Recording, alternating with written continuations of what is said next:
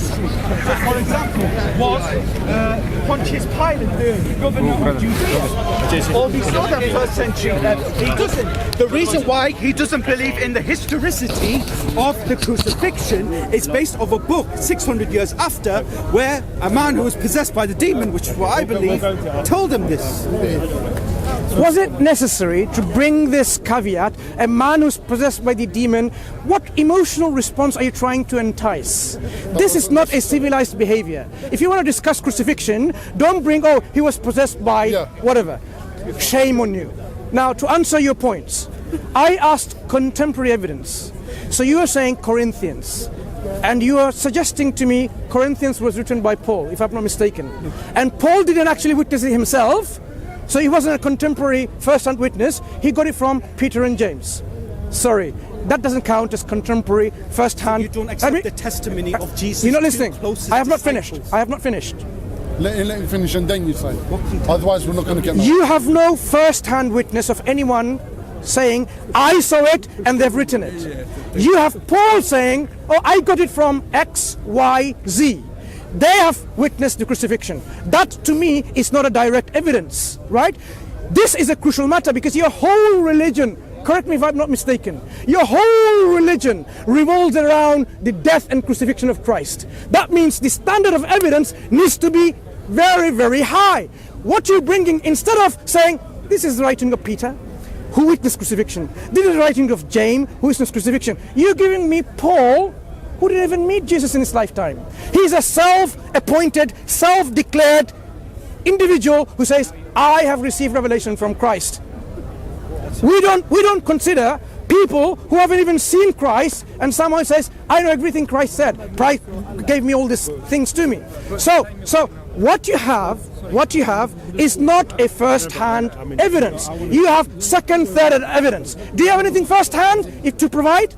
I'm offering you again the chance to an opportunity. Okay. Anything first-hand. Okay. I quoted an oral creed that was passed on from the disciples of Jesus, then which the Apostle Paul recorded in 1 Corinthians chapter 15, which is accepted by the majority of biblical scholars. These two disciples, which the oral creed comes from, buried Jesus' dead body. What kind of evidence do you want? Give me contemporary evidence of Muhammad splitting the moon. Okay. Same. So give me contemporary evidence. Yeah, but that's another issue. So now we are debating crucifixion. If you apply that now, criteria to the life of excuse me, Muhammad, we're not debating. You're not debating, brother. One minute. Okay, see you later. See you later. It's a double standard. See you later, paper. You're not heckling. We're not talking about the Prophet now. Thank you very much. Now, so now as you've realized, he's saying, what did he say? He's saying this was an oral creed transmitted to Paul. That's the summary. From eyewitnesses. Right? Thank you. From eyewitnesses. Yes. Crucifixion. Welcome salam, brother. So from eyewitnesses. Yeah. So my point is, crucifixion is a very well-attested historical rumor. That's my stance. I don't have a problem being well-attested rumor, but it's not the reality. What you are saying, you have evidence for it. So where is the contemporary first-hand evidence? Instead you're saying it's a creedal, oral creed passed on. Now, when you have an oral creed passing on, we're talking about transmission. When something is transmitted from one individual to the other, you need to connect that they met each other, for example, they've heard each other from, and also the person that is being transmitted to. Peter transmits to Paul. Is Paul trustworthy? Did he have a good memory? Was he honest? Was he a man of integrity? These needs to be established, first of all, because Paul is hearing from them through oral transmission. Yeah? Okay. My 4 questions. Stick to one question. Stick to one. One question, which is for part A, B, and C. One question. Okay. Paul's integrity, right? Was Paul one with a good memory? So he recollects exactly what was told to him, transmitted to him. Was he an honest individual? Did he ever lie? Did he never lie or deceive? Okay, and was he man of a good character? Before you say, I take Paul's testimony, we need to test him, whether he's reliable and trustworthy. So provide all this evidence before you move on to the next stage. Yes. Nothing to do with the Quran now. Only stick to the question. So Galatians chapter 1 verse 18. Paul says that he went and stayed with Cephas, and the word there he uses is hysteresterei, which means to be acquainted with knowledge. It is a historical fact which all biblical scholars affirm that the disciples of Jesus literally, which your Quran, by the way, calls Muslims, I don't know how, literally believed in Jesus' crucifixion. So we have the testimony of the disciples of Jesus. We also have Mark's Gospel. Mark's Gospel is the memoirs of the Apostle Peter, who recited, and then his amanuensis Peter wrote this down. No problem. So Peter, the Gospel of Mark, which comes from Jesus' disciple Peter, talks about the crucifixion of Jesus.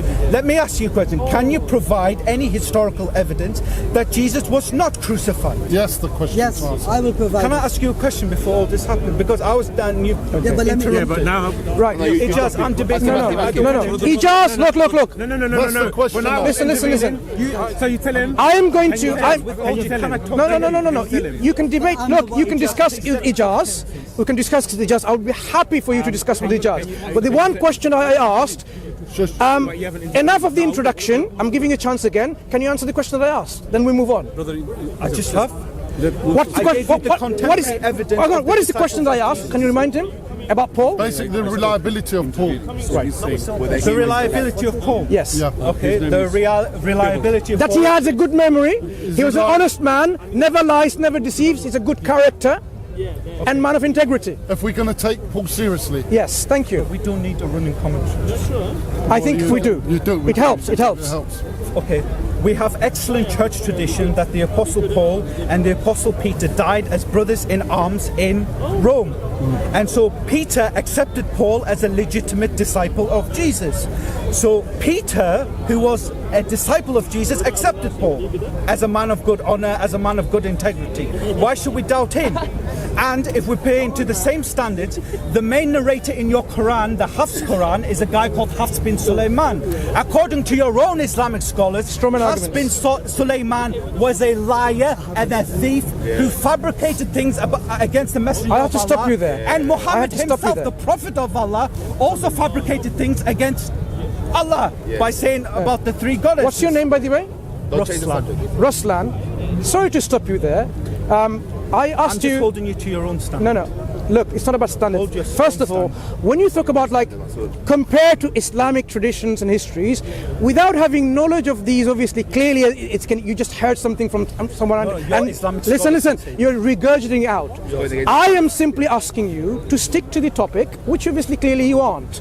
Every opportunity that you're responding, I'm just applying you- excuse me, just your own Ruslan, you're all the same. Speak as Quran, you're all the same. You have to somehow insult the Prophet, insult Islam, and mockery, and so on and so forth. Now that's become your So one trademark. of your caliphs insulted the gods of the I'm pagans. talking. What's wrong with that? Ruslan, I'm talking. So it's become your trademark here, right? Your trademark. So maybe that's how you will be known in the future. This is how Christians are in their behavior. You know, the only thing that you need to change is this, the approach that you're using. So I asked you about Paul's integrity, then I'm going to give over to Ijaz, because Ijaz nodded his head when you said, But I was talking to listen. Speak to people of knowledge. Hang on. You can ask him as many questions. You're very intelligent. I'm talking about knowledge. I'm not talking about intelligence. Don't you realize? Are you not a Excuse me. knowledgeable man? I'm saying on this topic, I am saying speak to someone who knows. But the question I asked you about Paul's reliability, you're saying they died together with each other, Peter and Paul, or something like this. No, I said, do you have anything to corroborate, testify that he was a man possessor of good memory? Obviously, you haven't got anything given me so far yet. I've asked this question so many times. Good memory.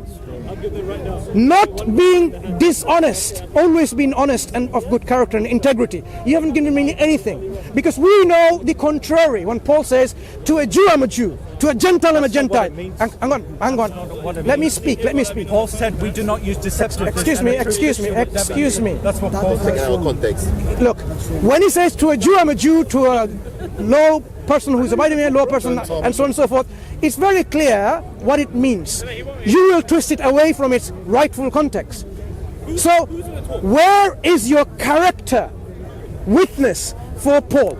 Once you answer that, I am happily handing over to Ijaz, who's knowledgeable in the subject, and you can discuss, because he said he doesn't agree with you what you just I was said. initially talking with you, now you're handing it over. Initially wanted to And talk I don't to... want to debate with you with all due respect for my own reasons. I'll tell you why if the audience wants to hear. We can say it all why as well, but I know this topic very well, and what you said was incorrect, absolutely. But the thing is, you say it's incorrect.